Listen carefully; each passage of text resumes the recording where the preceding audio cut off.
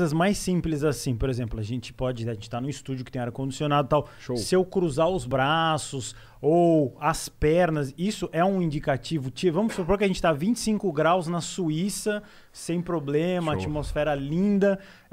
Porque a gente vê muita coisa esotérica ou livros simples que falam isso. Ah, você não quer ouvir o que eu estou falando. Por exemplo, o Lorde, há uns 2 minutos atrás, você tava falando, ele tava com o braço cruzado. Mas tem um ar-condicionado. Tô me coçando. Então, você Contexto. tá com urticária.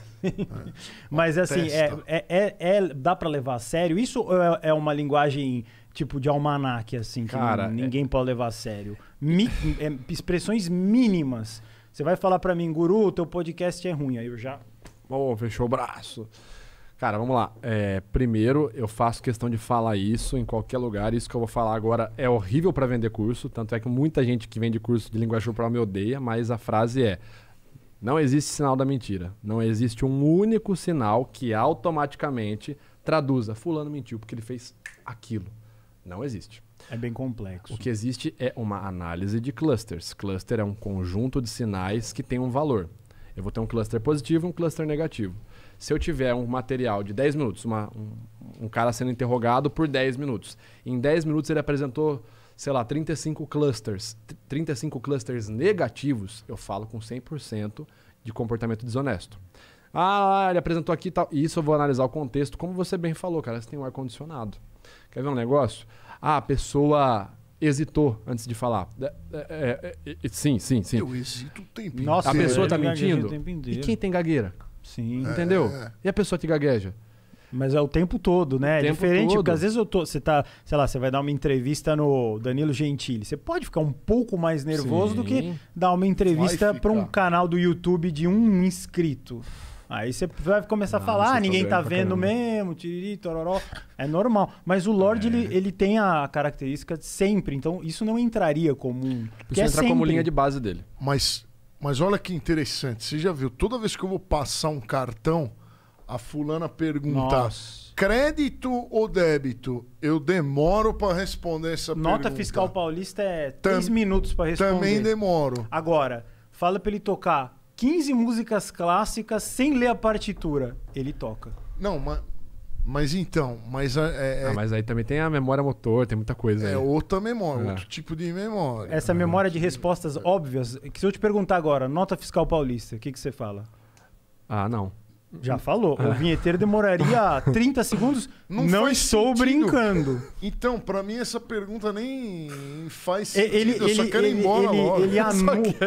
Ele anula? O que é isso? Assim, se você fosse fazer um estudo, a pessoa anula as respostas óbvias, que são respostas absolutamente recorrentes. Vamos lá. Nota fiscal, você quer, não quer? Ele vai falar que eu sou retardado. Não, vamos lá. Pode falar, ia ser bom. Eu não sou psicólogo, então, psicólogos que estiverem assistindo, a minha análise é totalmente inferior à de vocês. Eu vou falar com base nos estudos correlacionados que eu tenho. Você já teve algum problema? Você já teve algum diagnóstico seu psicológico? Que eu saiba, não. Fui no psiquiatra uma vez, foi o dinheiro mais mal gasto da minha mãe me fez ir no psiquiatra. Quantos você tinha? Não, faz uns 2 anos atrás. Que eu tava dormindo mal.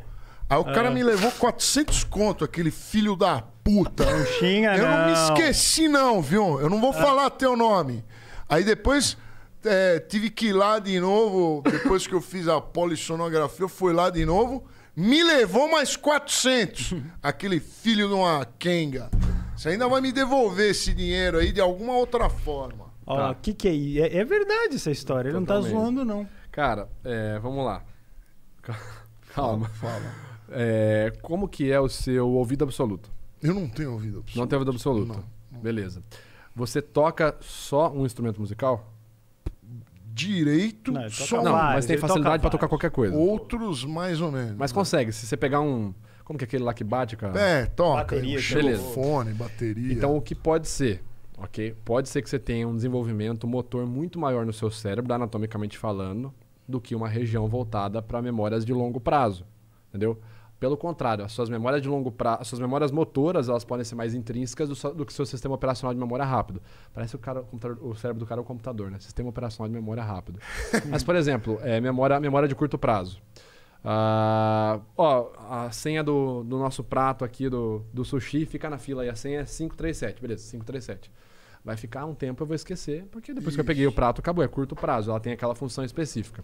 Aham. Isso. Talvez você tenha um problema assim, uma dificuldade, uma variação ali na sua interpretação social, ok? Por que eu falo isso? Porque o cérebro, ele, de certa forma, ele é finito em alguns recursos. Então, se eu tenho uma parte mais forte, em teoria, né, o cérebro ele consegue fazer conexões de qualquer forma, mas se eu tenho muita facilidade para uma área, por exemplo, execução musical, se eu tenho uma facilidade motora muito grande, se eu consigo encontrar padrões musicais, eu posso acabar ficando defasado em outras áreas. Você consegue entender? Gasta, então o cérebro gasta. Em teoria. A turma diz que o cérebro é infinito, então é uma mentira isso. O cérebro ele é infinitamente adaptável. Por exemplo, Adapta? se você perder um membro. Já ouviu falar na síndrome da dor no membro fantasma? Você sente o... Você sente, o cara não existe uma ligação no sistema periférico. Tá sentindo. E com o tempo, o cara começa, por exemplo, sentir nesse braço e irradiar para esse que não existe.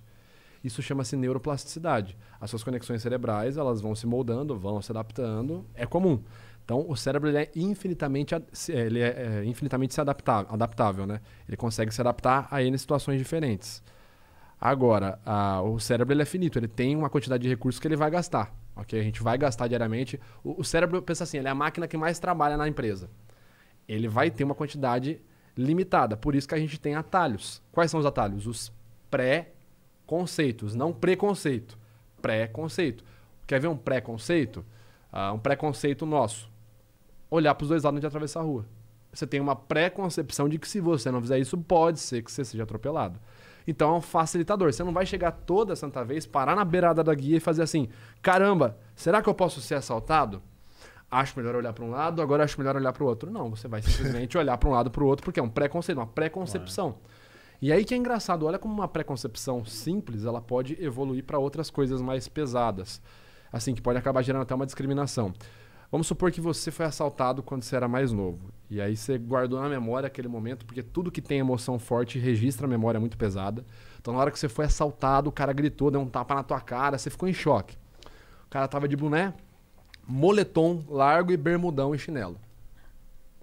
O seu cérebro vai entender o seguinte, preciso fugir de momentos que levem essa emoção. Logo, preciso criar um padrão. Logo, qualquer bonezão, moletom e chinelão e bermudão pode ser aquele cara. E aí você vai criando um pré-conceito, que sempre que você vê um cara desse na rua, você cruza pro outro lado da calçada. E aí você tem que se investigar para quebrar isso daí.